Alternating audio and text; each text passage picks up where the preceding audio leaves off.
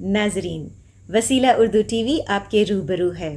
خبر کی صداقت اور شفافیت کا علم بردار چینل وسیلہ اردو ٹی وی۔ خبریں ملاحظہ فرمائیں۔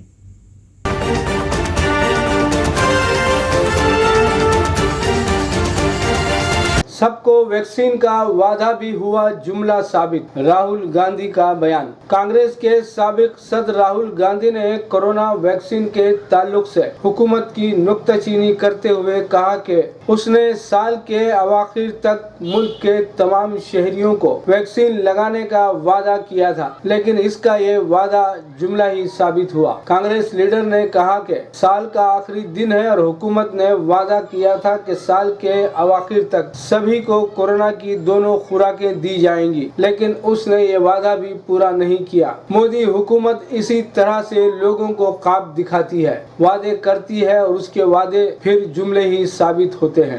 مرکزی حکومت نے وعدہ کیا تھا کہ 2021 کے اواخر تک سب کو ویکسین کی دونوں خوراکیں لگا دی جائیں گی۔ آج سال ختم ہو گیا، ملک ابھی تک ویکسین سے دور، ایک اور جملہ چکنا چور۔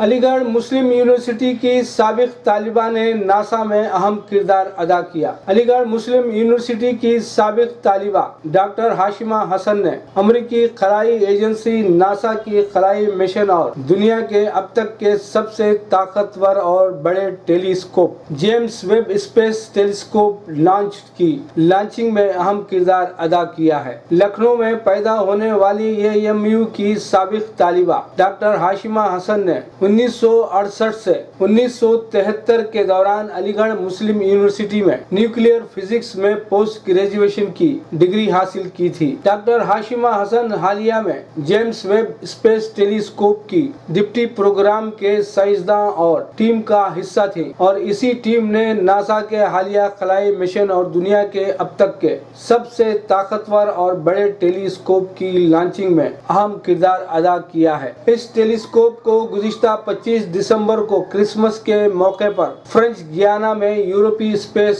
پورٹ کرو سے لانچ کیا گیا۔ جیمس ویب اسپیس ٹیلی اسکوپ خلا میں نصب ہوگا اور اس کا مشن 5 سے 15 سال تک وسیع ہے۔ AMU میں ڈاکٹر ہاشمہ حسن نے طالب علمی کے دور میں بھرپور علمی استفادہ کیا۔ انہوں نے آکسفورڈ یونیورسٹی میں نیوکلیئر فزکس میں اعلیٰ تعلیم کے لیے ایک باوقار اسکالرشپ حاصل کی تھی۔ پوسٹ ڈاکٹریٹ کی ڈگری کے لیے Tata institute of fundamental research Mumbai کا رخ کیا اور امریکہ جانے سے قبل ممبئی کے بھابھا اٹامک ریسرچ سینٹر میں کام کیا۔ ڈاکٹر ہاشمہ حسن ایک درجن سے زائد خلائی مشینوں کو تیار کرنے میں شامل رہی ہیں اور وہ اس بات کو یقینی بنانے کے لیے ذمہ دار رہی ہیں کہ ہر پروجیکٹ کامیابی سے ہمکنار ہو جو ناسا کے اسٹریٹجک مقاصد کے مطابق ہو۔ وہ ایسٹرو فزکس کے لیے ایجوکیشن و کمیونیکیشن رہنما اور ایسٹرو فزکس ایڈوائزری کمیٹی کی ایگزیکٹو سیکرٹری کے طور پر خدمات انجام دے رہی ہیں۔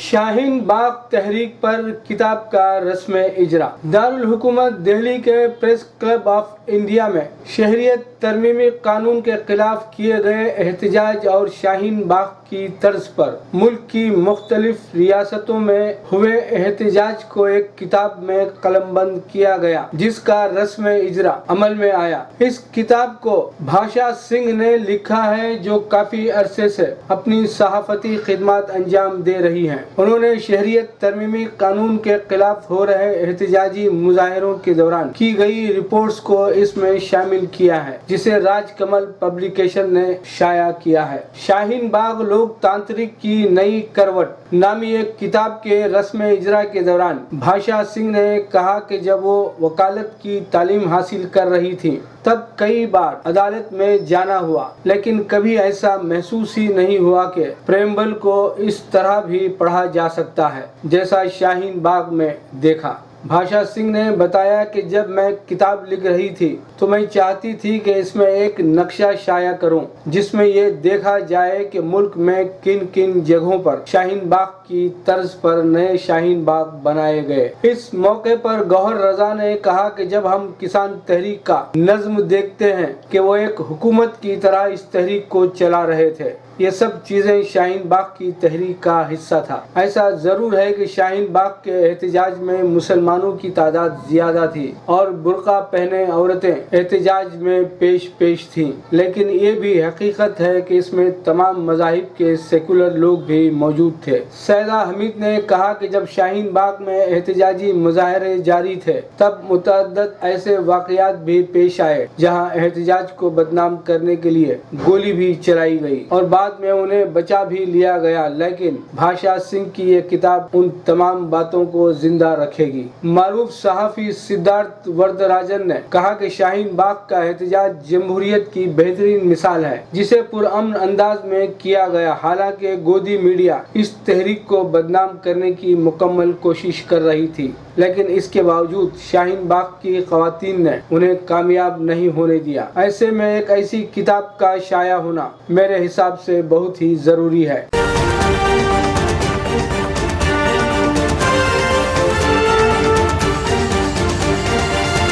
مکتوب ریاض من جانب کے واصف سعودی عرب۔ ہندوستان کے تاریخی واقعات سے نئی نسل کو واقف کرانا ہماری ذمہ داری ہے۔ اسی نظریے کے تحت ریاض کی انڈین سوشل فورم ریاض شمالی ریاست برانچ نے ہفتے کے اختتام پر ریاض میں بابری مسجد کی یاد میں کے عنوان سے ایک جلسے کا اہتمام کیا۔ ابتدا میں جلسے کے ناظم محمد شاہ نواز حسین نے مہمانوں کا خیر مقدم کیا۔ Indian social forum central committee Riyadh کے صدر جناب بشیر کنتور نے تقریب کا افتتاح کیا۔ انہوں نے اپنے خطاب میں کہا کہ 6 دسمبر 1992 وہ دن ہے جب ہندوستانی انتہا پسندوں نے ایک بدترین عمل کے ذریعے ملک کو عالمی سطح پر شرمسار کیا۔ یہ صرف مسجد کا گرایا جانا نہیں تھا، یہ اس تصور کی موت کا آغاز تھا جسے سیکولر ہندوستان کہا جاتا ہے۔ انڈین سوشل فورم کی نادرن اسٹیٹ کمیٹی کے صدر جناب احسان الحق نے ملت کے اتحاد پر زور دیا۔ انہوں نے کہا کہ عدم اتحاد ملت کی ناکامی کی اصل وجہ ہے۔ تقریب کے کلیدی مقرر جناب نقی احمد ندوی نے ہندوستان میں مسلمانوں کے موجودہ مسائل پر روشنی ڈالی۔ انہوں نے ہندوستانی مسلمانوں کی تعلیم اور ترقی کی ضرورت پر بہت زور دیا۔ انٹرنیشنل انڈین پبلک اسکول ریاض کے کوآرڈینیٹر جناب ارشد علی خان نے بابری مسجد کے انہدام اور اس کے بعد کے حالات کو اپنے ذاتی تجربات کے ساتھ بڑی تفصیل سے بیان کیا۔ اموبا کے سابق نائب صدر جناب سلمان خالد نے آنے والی نسلوں کے لیے تعلیمی مواقع فراہم کرنے پر زور دیا اور اس بات پر بھی روشنی ڈالی کہ ہندوستانی مسلمانوں کے لیے تعلیم وقت کی اہم ضرورت ہے۔ Indian fraternity forum Northern state committee کے رکن جناب سجاد نے بھی جلسے سے خطاب کیا۔ تقریب میں ریاض کی مختلف تنظیموں کے نمائندوں سمیت کئی سرکردہ شخصیات کی بڑی تعداد نے شرکت کی۔ فورم کے رکن محمد شاہ نواز حسین کے ہدیہ تشکر پر جلسے کا اختتام عمل میں آیا۔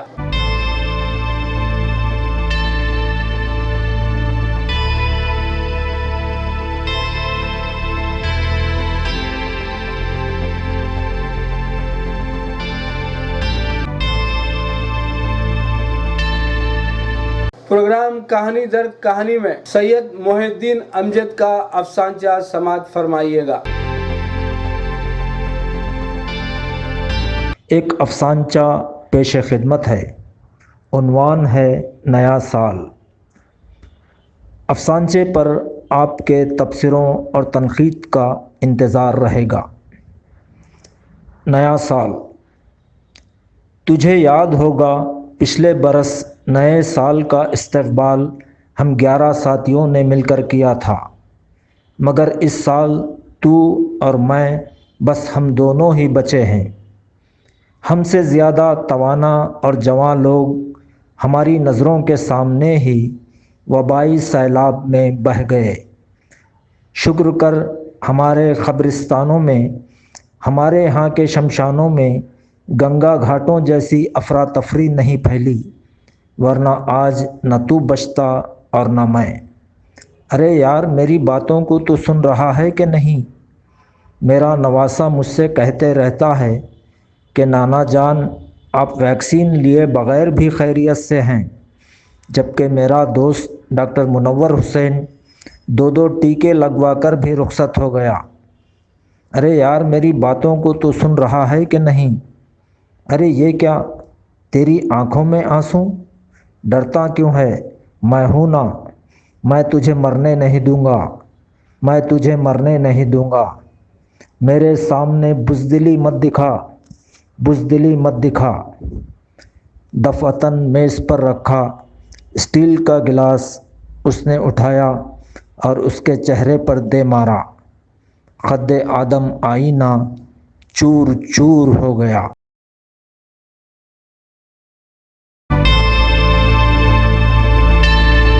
Subscribe to my channel and also press this bell icon so you can get latest video notifications.